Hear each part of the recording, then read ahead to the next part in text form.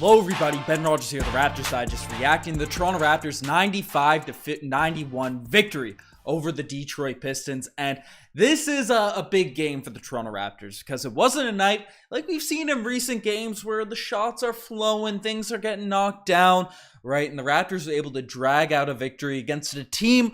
Well, we ended up sweeping the Pistons this year remarkably. We've broken that Dwayne Casey curse, but they're a team that, regardless of all the Dwayne Casey stuff, has always been a thorn in the Toronto Raptors' spine. Just the way that they play, the way they get everything rolling. But tonight, while it wasn't perfect, in terms of how the offense looked, the fluidity and all that, we had a lot of Precious Achiuwa isolations, but we did have a couple of amazing moments in this one, right? It's nice to see the Toronto Raptors come out here and get a W. It's a little bit ugly, right? These are the games that we were dropping left, right, and center throughout the beginning of the season. So the fact that we were able to come out and, get this W here, it's a huge plus for this squad. But let's talk about the first guy that we have to show some love to, because in this game, yes, he did, similar to last game, take some extra isolation shots that maybe, I don't mind Pascal Siakam running some ISOs, but on back-to-back possessions, right, sometimes gets the other players a little bit cold. So,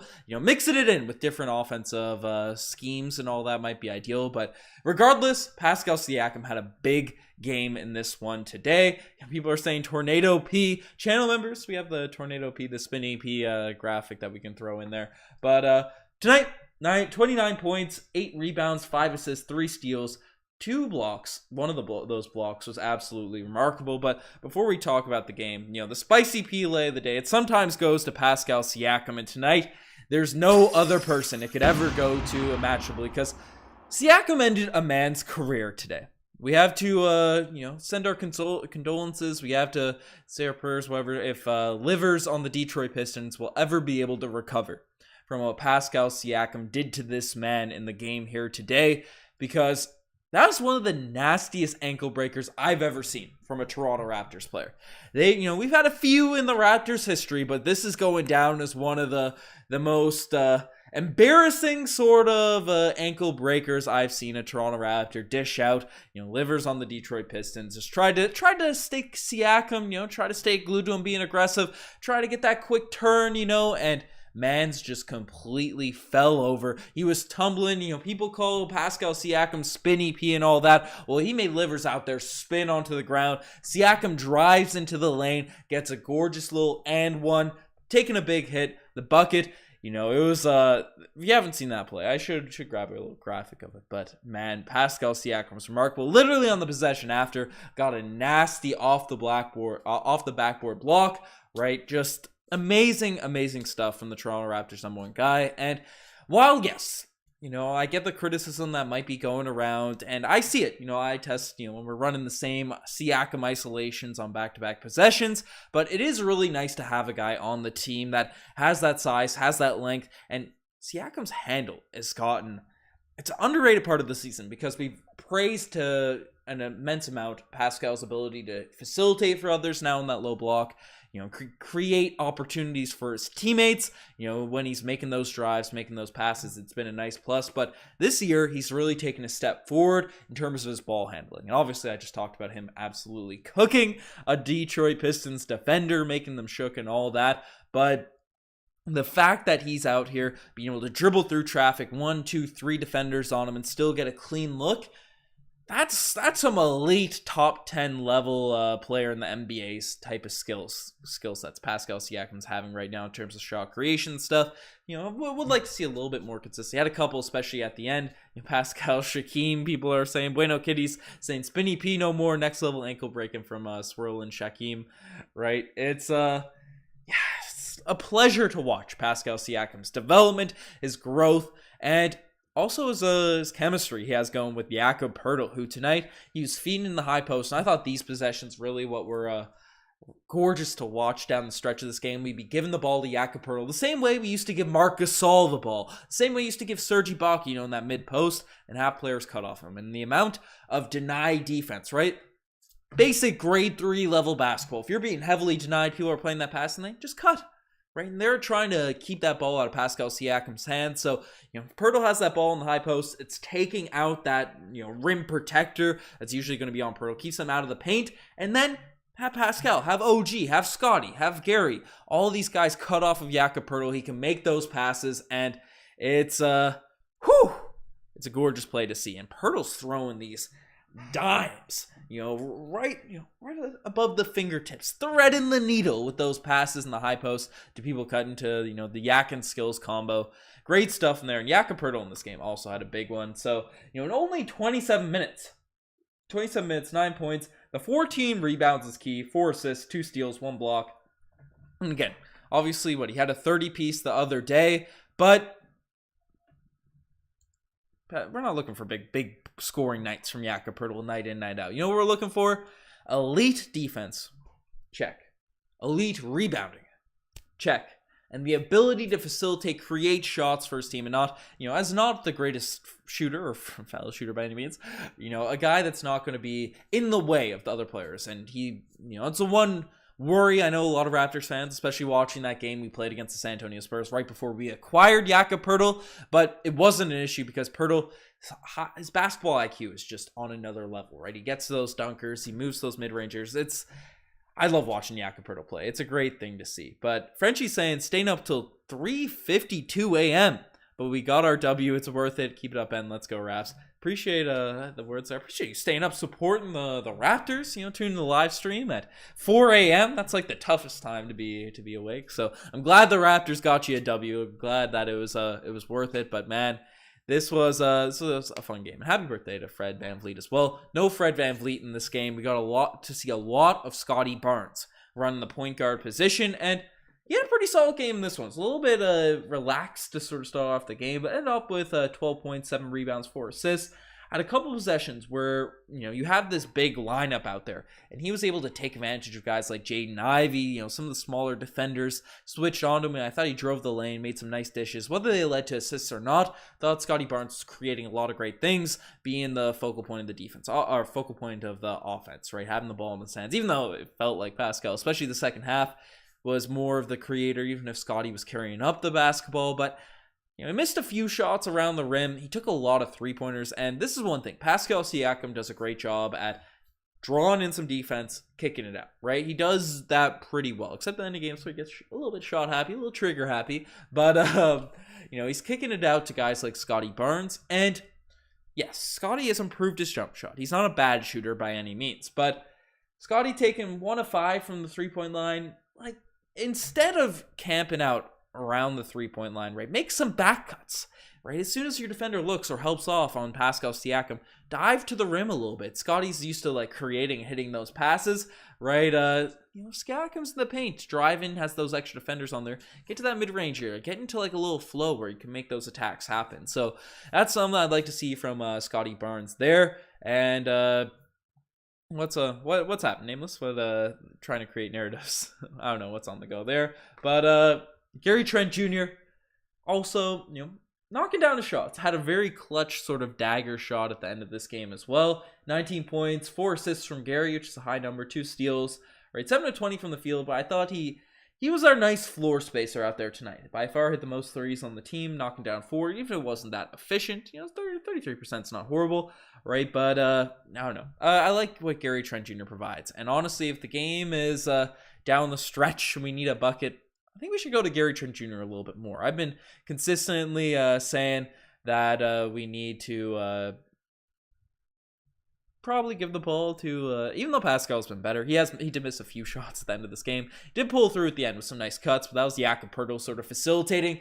I think the ball should be in Scotty and Gary's hands to close out some games. That's my take. I think that's the route that we should be rocking. But I don't know. Fred is 29. Fred's 29. That's wild. Yak came in the same year. He's 27. I checked that out today. But that's sort of the starting unit. But I want to dive into the bench because the first one I want to drum up. That's right. Haven't drummed it up in a while, but we got to get some precious propaganda going out here on the podcast. Better than Bam, the next Giannis. And tonight, however you feel about Precious Achua's drives, Nick Nurse felt like he believed in Precious Achiuwa, was watching all the podcasts, driving all the propaganda, because For about a 6-minute stretch there, it felt like our entire offense was running through Precious Achiuwa isolations. Like, there was a long stretch of this game where it was back to back to back to back Precious Achiuwa ISOs. And, Precious isn't, while Pascal Siakam definitely has improved in terms of making the right reads, making the right passes and stuff, Precious is just go, go, go. He's putting his head down and he's driving right to the rim. And one thing that I did enjoy about his game in this one tonight, while sure the touch can definitely improve, Precious 2 is developing that on the offensive end. I like that he's going in and taking contact and going up strong. Sometimes we see Precious sometimes settle a little bit, take some weird floaters and stuff. He usually goes in at 100 miles per hour and all that sort of stuff. But the fact that he was getting right into the paint, taking it right, all the hits, all the knocks, and trying to get to the free throw line. I mean, he had a lot of free throws in this game. Right? If you look at it, 7 free throws for Precious 2 in 22 minutes. That's pretty solid numbers right there. And one of those and one and stuff. Had 10 points, 6 rebounds, 3 assists. It was some weird shots, some ill-advised shots and all of that, but it's some good stuff. It's Precious stepping out of his lane. Love the motor. Yeah, he's out there. People are saying Fred VanVleet's a birthday party.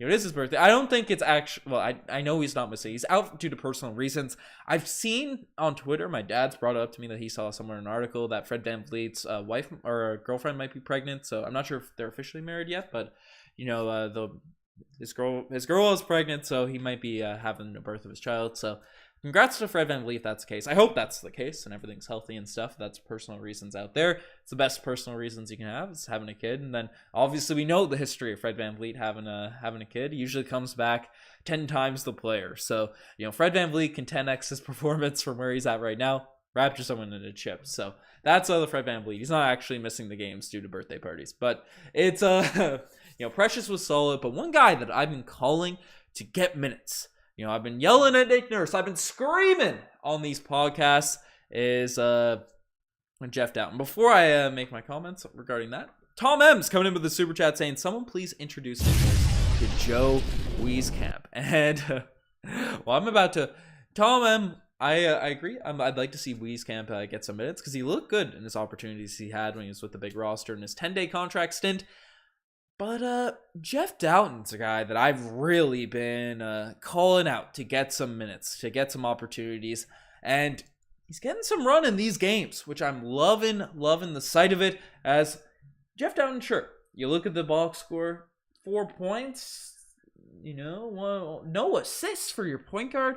Only 1 steal, 1 rebound, 2 of 5 from the field. Didn't miss his 3-point shots. Yes, it would have been nice to see Jeff Doughton knock down a couple of those open threes. You get your opportunity. You need to really take advantage of all that stuff. But it seemed like a cold shooting night for Jeff Doughton in this one. But I thought his decision-making, as always, was once again impeccable. Defensively, he really brings it. A couple times he did get scored on, but the Raptors were in like a weird zone sort of set. He was closing out, and Corey Joseph ended up hitting weird little floater lays and all that. So I'm not blaming Jeff Doughton for getting scored on the couple times that I saw in this game. Other than that, I thought his defense was great, and he just brings a calmness to the offense. He puts people in the right places. You can see it on the court. As a point guard myself, he's directing people where to go, telling people to calm down, feeding the post, right? He's not going to be over dribbling or taking everything back. It's, I just love Jeff Doughton's game. I'm a big fan of it. And Bueno Kitty is coming in with the super chat saying,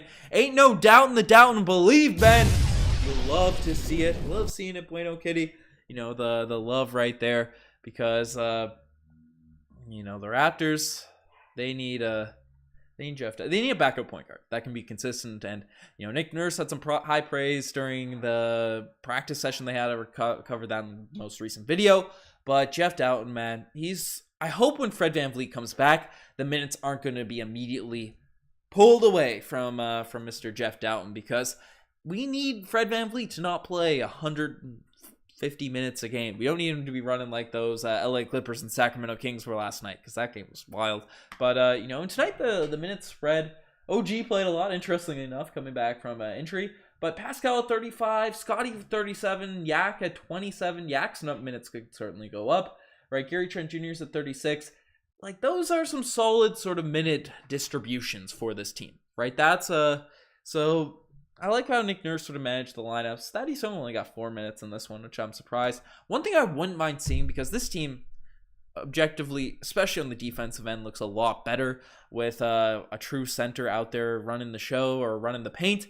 And Christian Koloko, man, he's been good this year. Right, you can anchor the defense, playing him with more of a healthy contingent. I'd like to see Christian Koloko get more of an opportunity, because we saw at times, especially when Jakob was off the court, guys like Marvin Bagley, James Wiseman didn't have a big game in this one, but especially Bagley. Who else had some big nights for the Detroit Pistons? Wiseman had a couple points and all that, but it's Bagley especially even though he takes some bad shots, I get why. The numbers are high, but people aren't that big of fans of his game. But throw in Koloko, see what he can do, folks. Just see what Christian Koloko could do. Get some extra run out there, and especially develop his passing game. See if we can run him actually out there for the playoffs. But perfect opportunity for Wieskamp today with nobody being able to shoot. That's true. That is a very good point there, Tom M. But it's I'm just happy with Jeff Dowtin right now. I don't want to overextend myself with my requests to Nick Nurse. I'm just finally getting fed my Dowtin fix, so I'm living with that. Let's see. I missed a couple chats. Zay's View is saying that why do we have Wancho if we're not going to play him either? Well, unfortunately, as Tom M brought up, we didn't have a lot of shooting, and Wancho Hernangomez has not been shooting the ball that well this season. That's just really the only way to put it. So that's why he's not out there getting a lot of run. I noticed that Nick Nurse has been a lot calmer lately, and the vibes seem a lot better on this team. The yak and skills, the Raptors play well when they have a big bromance out there. So, we used to be in the backcourt with DeMar DeRozan and Kyle Lowry. Now it's with Jakob Poeltl and Pascal Siakam. So I love to see it. Bueno Kitty saying Corey Joseph still picking up his game when he goes up against the Raptors. Corey Joseph, Dwayne Casey, it's a dynamic duo. They love to cook Toronto. But I know. Let's see what else is going on. It's Dowtin now over the Flynn. Come on now. Hey, I've been on that train. I want to see Dowtin gets a run, but I want to see the backup point guard get consistent minutes. I want to see 7 minutes for Flynn, 7 minutes for Dowtin, 7 minutes for Delano. It's hard to really, especially as a guard, to get your game going in very limited runs. So that's my take. And we didn't need any Thad's minutes today. Got killed on the glass. That's fair. Thad's a hustler though. He's good on defense. I thought he could have done a pretty solid job against Marvin Bagley. The name is slipping my brain. But personal issues, let it be with Nurse and none of our business. True. I think someone said it was the birth of a child. So I don't know if that's 100% true or not, but if it is that, congratulations to Fred. But Dowtin is solid. But Koloko's with the 905 today, so you can watch him tonight. Oh, well. Little do I know. I missed that. But actually, yes, I read that the other day. But I'd like to see Christian Koloko get some opportunity with the backup center spot. But thank you for correcting me there, Tom. But no, I'm good with Poeltl eating up all the center minutes as for the push for the fifth seed. That's true. But if Poeltl's only going to be playing 27 minutes, or how many minutes he played in this one, 20. Let's get that back on the screen, right? If Poeltl's only going to be playing 27 minutes, yeah, then I'd like to see what other opportunities we have to play guys like Koloko out there, the 5 slot, because I think Koloko's really going to develop into a strong player. So the more run he can get, the better. The best this team will do is 42 and 40, 7th seed. Hey, Fitman Cam, if we avoid the Celtics in the first round, I'm excited for any playoff series we go against. And with how ugly the Brooklyn Nets just lost to the Chicago Bulls, right? They might be in for a nice little losing streak after trading away Kevin Durant. I don't want to overread into one game, but when the Nets start falling, the Knicks lose a few games. We're only 3 games back the Miami Heat for, I believe, 7 now at this point. So if we continue, because the Raptors have won 7 of their last 8 games. So we're kind of rolling right now. Now we've faced some weaker competition. There's no ifs, ands, or buts about that. But the Raptors can continue their winning ways now. We might be able to get out of the play-in. If we can especially get to 6 and avoid the Milwaukee Bucks and the Boston Celtics in the first round, I'm betting my money on the Toronto Raptors we face the 6. And that brings us up to a little thing that we're doing. Obviously, CoolBet supporting the podcast. Shout out to CoolBet. You guys already know all about it. Sportsbook regulated in Ontario, available all across Canada. We're partnering with them to give 2 free tickets to the Toronto Raptors game against the Chicago Bulls on February 28th. So just a couple days away now at this point. So we're probably going to give that out either tomorrow or the next day. So if you guys want a chance to potentially get free tickets for this Toronto Raptors Chicago Bulls game, definitely sign up for CoolBet and then sign up the form. I don't know if I added it to the description, but if you want those free tickets, I'll add it to the pinned comment in this, or go to the form that we have in our last video, and you'll be entered to win free tickets for the Raptors Chicago Bulls game. So shout out to CoolBet for getting you guys some free tickets and being a quality sports book if you're interested in all that stuff. But there's that. But the Cavs got next. I believe our next game is against the Cleveland Cavaliers. That's some. Appreciate you, MC Maestro, with the breakdown. Appreciate it. But Nick Nurse's coach's challenge are pathetic. Yeah, we definitely could have used that coach's challenge another way, because there was a lot of points where we could have used that challenge. But the Cavs have not been playing great since the All-Star break. Tomorrow should be interesting. True, the Raptors have been playing very well with the addition of Jakob Poeltl, and it would have been nice to get that that game against Utah Jazz, get a little win streak going. But another win without Fred. I think it's more of another win with Jakob Poeltl. Raptors fan, I think that's the truth. What's happening, Jay? Good to see. And Fred needs to come off the bench. I don't know. I want to see the bench mob run. Fred VanVleet, Pascal Siakam, OG Anunoby, Jakob Poeltl, all coming together with the addition of Scotty Barnes would be a great look. Right, I'm thinking maybe back-to-back thing with Fred. Maybe he'll join the Raptors in Cleveland. Maybe, hoping and wishing the best for Fred. He's out with personal reasons. So, and Fred is absolutely key to this team as currently constructed. And Tom M completely agree, because we saw it tonight against the Pistons. The Raptors need shooting. Regardless of how you want to put it, regardless of how much Jakob Poeltl opens up the offense, Fred VanVleet's shooting really opens up this team. And now, with a big man that could take some of the pressure off of Fred VanVleet as being like a big target he can pass to. I mean, the last game that we saw Fred VanVleet play, he put in 15 assists, and a lot of them were to the Raptors' big in the paint and Jakob Poeltl. So, him being effective, knocking down that 3-ball and facilitating for the team, be a nice thing to watch out for. And without Fred, our defense is better. Definitely the 6'9" vision. Now, just like we had with 2 wins, I don't know. I think we've moved away from the 6'9" vision. I think we've moved away from it. I think with Jakob Poeltl there, we need shooting as well. Can you believe our first 4-game win streak? We need another win to make it 5. Let's go. And Garland, I don't know. Fred VanVleet's defense has looked better.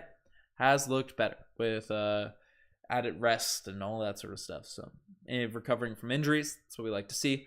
But what can we do to improve the half-court offensive sets without Fred? More of working actions with the ball in the high post for Jakob Poeltl, cuts off it. The Raptors, they have run a lot of cool stuff. I think getting the ball in Gary Trent Jr.'s hands a little bit more as well, rather than sort of just as a catch and shoot player, right? That's one thing I'd like to see. But Bueno Kitty brings up a very, very solid point with the super chat coming in. Appreciate you as always, Bueno. But the next game is the real test for Poeltl versus Mobley and Allen. That is very true. It'll be nice. I'm excited. There was a long stretch during this year where getting through these Raptors games was more of a grind than a pleasure, right? Because even when we were tanking during that Tampa year, the games were kind of fun because we were watching, Malachi Flynn, Ken Birch run weird pick and rolls, thinking Flynn's going to be the next Steph Curry. There was fun, young players, young developments, and all that, right? So that was always a bit of fun. And now this season, right, obviously we weren't rooting for the tank just yet. Some fans were, but I was getting close. I said I'll wait to the trade deadline. We acquired Jakob Poeltl. I said, okay, if this works out, I'm feeling good. We'll see how it goes. And the Raptors have really worked things out some recent games. So I've been just reinvigorated as a Raptors fan to watch even these games against the Magic, the Pistons, and this, that, and whatever. But now that we're about to play some really exciting teams, the competition's going to get up a little bit of a level. I'm hoping we can really come out and get some big wins and see how this team with Poeltl, as constructed, can get some big moments. And Ty is coming in saying that, Ty is with talking about the ankle breaker, but also is bringing up an OG's play of the day, because certainly Poeltl, while he's been great tonight, he has gained a reputation across the NBA to get dunked on consistently. And tonight, while Livers absolutely got his ankles taken away from him, he kind of redeemed himself with a big dunk on Jakob Poeltl down the stretch of the game. That was crazy. That was a pretty wild dunk. So shout out to him for, I don't know, I think what did I title this video? The one man's career was ended while he brought it back with that dunk there, I guess. But Quilty Experience is saying Tampa was more fun than this year somehow. Definitely agree. Before this last stretch of games, right? Late December, January, early February of this team was some of the worst basketball, just least fun basketball I've seen this Raptors team play. But now it's getting bad. The vibes are coming home, right? That's what we're seeing. But OG just returns to need time. Yeah, he needs to improve. But would you say the same for Fred if he just came back? No, you guys didn't. Fred's last month is shooting very well. Definitely agree. Fred VanVleet. Hey, I've been only backing Fred VanVleet on these podcasts. I assume you're talking to other commenters there, G, because Fred's been he's had an up and down season for sure this year, but last month he's been putting in some buckets quietly. Those numbers are steadily increasing, and in the most recent game, he's been feeding Jakob Poeltl. He's facilitating, I don't know if it was a career high, but had a lot of assists. I like Fred VanVleet as that floor spacer, as that assister, that dimer, that can still get us buckets. So that's my hope for Fred VanVleet. But Fred is the floor spacer. He has to put up points lately. The defense has improved due to the overall team have improved. Yeah, exactly. And Fred VanVleet, I think, just needs to get healthy. He needs to load off. And that's why I'm saying, give Jeff Doughton consistent minutes. So Fred VanVleet doesn't have to play 40 minutes a night. So he ends up getting tired and cooked by all these Darius Garlands of the world, that are Tyrese Maxeys of the world. That's what I want to see out of this sort of team. And I'm really excited to play the Cleveland Cavaliers tomorrow. I am just juiced to watch that game. So that's going to be a fun one. Scotty off the bench when Fred comes back. He and OG don't work well together.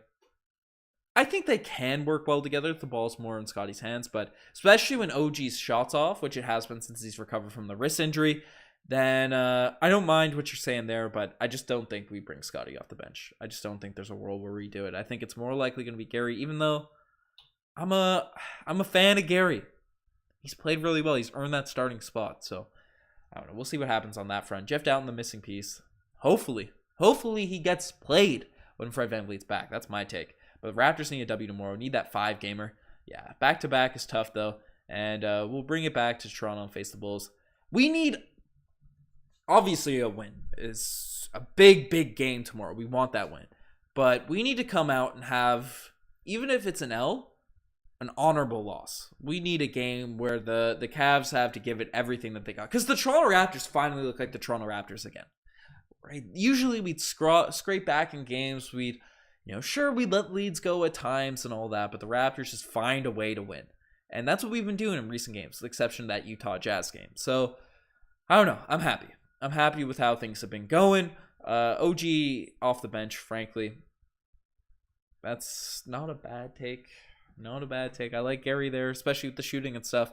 But OG needs to hit his shots, especially if he's persistent on a bigger role. And that's actually one thing I want to bring up regarding OG and Anunoby, because OG, guys, yes, I love OG's game. I love what he's brought to the table, especially before his wrist injury. He's added stuff to his game. But there's moments throughout his career where he just, for games stretches, looks a little bit disengaged, just not ready to go, not demanding the basketball, catching it in his spots that we've seen him score from, throughout the course of the season, but then just immediately pass, not really cutting at a high level. And then he gets his shots, right? And the thing about OG, if he's not doing those things on the offensive end, then his three-point shot isn't that consistent. So, I don't know. I'd like to see OG more engaged before we give him more isolations and more things that he's, complaining about to get. A lot of that's on him. Part of it's on, the schemes that we're running, but we'll see what happens. He hasn't played in 3 weeks. His offense was bad, but he held Bogdanovic to like 8 points. Yeah, I'm never going to complain about OG's defense. I still think OG's legit, but